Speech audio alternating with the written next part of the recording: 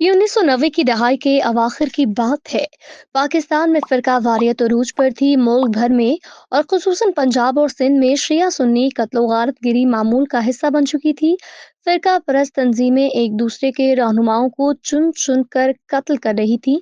इस लड़ाई में सिपा सहाबा के बतन से फूटने वाली तंजीम लश्कर जंगवी और शिया तंजीमों में सिपाही मोहम्मद के नाम से नुमाया है, जबकि कई दूसरी तंजीमें भी इस कश्त खून के खेल में पेश पेश थी। ये थे वो हालात जिनमें नवाज शरीफ 1997 में दूसरी बार वजारत उस्मा के सिंहासन पर बैठे और उनके भाई और मौजूदा वजीर आजम शहबाज शरीफ पहली बार पंजाब के वजीर आला बने। यूं कह लीजिए कि जनरल जियाउल हक की पैदावार पाकिस्तान के फरका परस्त तंजीमें और जनरल जिया की सियासी पैदावार मुस्लिम लीग नवाज एक दूसरे के आमने सामने आ चुके थे। वजह इसकी नजरियाती इख्तलाफात से कहीं जायद बैन अवी दबाव और मुल्क में रोज बरोज बिगड़ती लॉ एंड ऑर्डर की सूरत हाल थी। 2011 में शाया होने वाले एक मजमून में बीबीसी ने लिखा, लश्कर जंगवी के सरबराह रियाज बसरा एक ड्रोन खौफ की तरह पुलिस हुकाम पर सवार थे। वो उनके लिए एक ऐसा छलावा बन गए थे जो कभी नवाज शरीफ की खुली कचहरी में उनसे इमदाद वसूल करके उनका मुंह चिढ़ाता, तो कभी अखबारात में तवील टेलीफोन करके अपने बयानात लिखवा कर पुलिस के सीने पर मुंह धलता। वाकया कुछ यूं है कि मियां नवाज शरीफ हर हफ्ते अपनी रहायशगाह पर खुली कचहरी लगाया करते थे। इसकी तस्वीर अक्सर अखबारों में भी शाया होती थी। एक रोज खुली कचहरी के बाद तमाम अखबारात को एक तस्वीर मौसूल हुई जिसमें इस खुली कचहरी में रियाज बसरा मियां नवाज शरीफ से भेस बदल कर मिल रहा था और कुछ इमदाद वसूल कर रहा था। ये पंजाब पुलिस और इंटेलिजेंस इदारों के चेहरे पर जोरदार तमाचा था। इंतहाई मतलूब शख्स जिस पर कत्ल और दहशत गर्दी के मुतअद्दिद वाकयात के पर्चे थे, वज़ीर आज़म के घर तक जा पहुंचा और इससे हाथ मिला रहा था।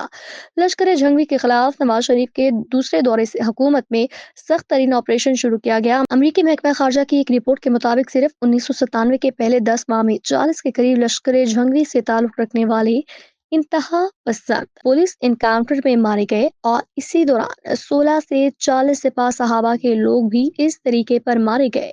इसकी वजह भी ये बताई जाती है कि अदालतें इन तंजीमों के सामने बेबस थी।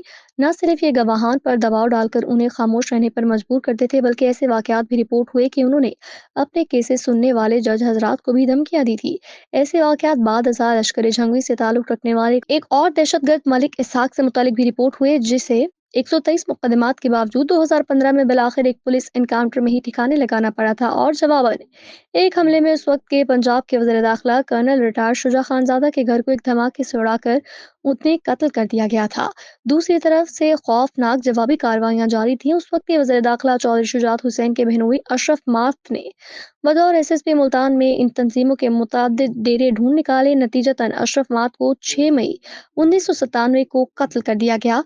खुद नवाज शरीफ और शहबाज शरीफ की जिंदगी अभी खतरे में थी, तभी नवाज शरीफ की जिंदगी पर एक कातिलाना हमला हुआ। 3 जनवरी 1999 को वज़ीर आज़म रायबरेली में वाक़ अपनी रिहाइशगाह की तरफ जा रहे थे। उनके वहां पहुंचने से महज चंद मिनट कबल रायबरेली को जाने वाली सड़क पर जोरदार धमाका हुआ, जिसमें 4 अफराद लुकमाजल बन गए।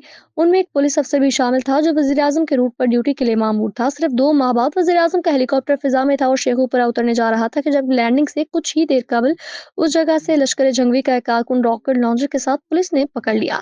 ये पहली हुकूमत थी जिसने अफगानिस्तान की तालिबान हुकूमत पर बराह रास्त पाकिस्तान में फिरका वाराना कत्ल गारत की पुष्टपनाही और लश्कर जंगवी की दहशतगर्दों को पनाह देने का इल्जाम आयद किया।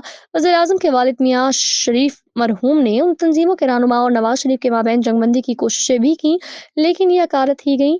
मुहक्किक अजमत अब्बास अपनी किताब sectarianism the player and the game में लिखते हैं कि हुकूमती एक्शन के बाद ये लड़ाई एसएसपी और हुकूमत के दरमियान जंग में तब्दील हो गई।